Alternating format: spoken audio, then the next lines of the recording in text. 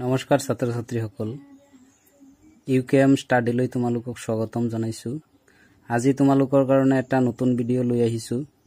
এই ভিডিঅ'টোত তোমালোকে ক্লাছ 7ৰ নীতি শিক্ষাৰ প্ৰথম অধ্যায়ৰ প্ৰশ্নোত্তৰ পাবা, লগতে ইয়াৰ অতিৰিক্ত প্ৰশ্নোত্তৰখিনিও পাবা। তো প্ৰথম অধ্যায়টোত আছে মাতৃভাষাৰ প্ৰতি অগাধ শ্ৰদ্ধা। প্ৰথমতে আমি এই পাঠটোৰ অনুশীলনীত থকা প্ৰশ্নোত্তৰখিনি আলোচনা কৰিম। তো আমি আগবাঢ়ো। আৰু যদি তোমালোকৰ এইখিনি চাই পেলাই ভাল লাগে, মোৰ এই চেনেলটো ছাবস্ক্ৰাইব কৰিবা আৰু তোমাৰ লগৰীয়া বন্ধু বান্ধৱীৰ লগত শ্বেয়াৰ কৰিবা। তো প্ৰথমতে আমি আৰম্ভ কৰিছোঁ 1 নম্বৰ প্ৰশ্ন। গান্ধীজীৰ জন্ম কেতিয়া হৈছিল? 1869 চনৰ 2 অক্টোবৰ তাৰিখে গুজৰাটৰ কাঠিয়াবৰ জিলাৰ পোৰবন্দৰত মোহনদাস কৰমচাঁদ গান্ধীৰ জন্ম হৈছিল। গান্ধীজীৰ পিতৃ মাতৃৰ নাম কি আছিল? গান্ধীজীৰ পিতৃৰ নাম কৰমচাঁদ গান্ধী আৰু মাতৃৰ নাম পুতলীবাই আছিল। গান্ধীজীৰ পিতৃ ক'ৰ দেৱান আছিল? গান্ধীজীৰ পিতৃ পোৰবন্দৰ, ৰাজকোট আৰু বনকুন ৰাজ্যৰ দেৱান আছিল। তেওঁৰ প্ৰাথমিক শিক্ষা ক'ত হৈছিল? গান্ধীজীৰ প্ৰাথমিক শিক্ষা ৰাজকোটত হৈছিল। কি কাৰণে চিগাৰেট তেওঁ নাখাওঁ বুলি প্ৰতিজ্ঞা কৰিছিল?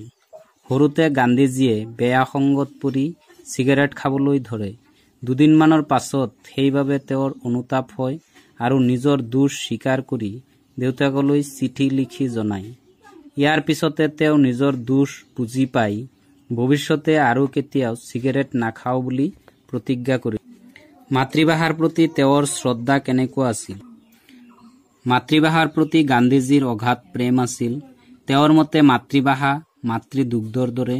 নিজৰ মাতৃক আৰু মাতৃভাষাক শ্ৰদ্ধা কৰিব নজনা লোকে দেশৰ সেৱা কৰিব নোৱাৰে। মাতৃভাষাক অনাদৰ কৰাটো অক্ষমনীয় অপৰাধ। গতিকে মাতৃভাষাৰ প্ৰতি সকলোৱে শ্ৰদ্ধা ৰাখিব লাগে। এইখিনি আছিলে অনুশীলনী প্ৰশ্নোত্তৰ। এতিয়া আমি এই পাঠত থকা অতিৰিক্ত কেইটামান প্ৰশ্নোত্তৰ আলোচনা কৰিম। তো প্ৰথম প্ৰশ্নটো হ'ল, গান্ধীজীৰ দেউতাকৰ কেইজন পুতেক আছিল? গান্ধীজীৰ দেউতাকৰ 3জন পুতেক আছিল। গান্ধীজীয়ে কাক আৰু কিমান চনত বিয়া কৰাইছিল? গান্ধীজীয়ে 1883 চনত গোকুল দাস মুখাৰ্জী নামৰ ব্যৱসায়ী এগৰাকীৰ ছোৱালী কস্তুৰীবাক বিয়া কৰাইছিল।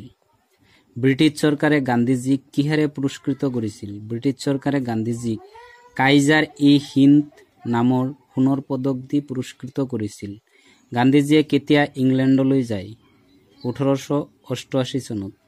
গান্ধীজীয়ে কিমান চনত ভাৰতলৈ প্ৰত্যাৱৰ্তন কৰে? 1915 চনত। গান্ধীজীয়ে ক'ত কি আশ্ৰম পাতিছিল? গান্ধীজীয়ে আহমেদাবাদত সবৰমতী আশ্ৰম স্থাপন কৰিছিল। গান্ধীজীৰ মৃত্যু কেতিয়া হৈছিল? গান্ধীজীৰ মৃত্যু 1948 চনৰ 30 জানুৱাৰীৰ দিনা হৈছিল। দেৱান শব্দৰ অৰ্থ কি? দেৱান শব্দৰ অৰ্থ হ'ল বক্তা বা ডাঙৰ লোকৰ প্ৰধান কৰ্মচাৰী। তো ছাত্ৰ ছাত্ৰীসকল, আজি এইখিনিয়ে আছিল তোমালোকৰ কাৰণে নীতি শিক্ষাৰ প্ৰথম অধ্যায়ৰ প্ৰশ্ন উত্তৰ। যদি তোমালোকৰ এই ভিডিঅ'টো ভাল লাগিছে তেনেহ'লে মোৰ চেনেলটো ছাবস্ক্ৰাইব কৰিবা আৰু তোমালোকৰ লগৰীয়াসকললৈ শ্বেয়াৰ কৰিবা। ধন্যবাদ।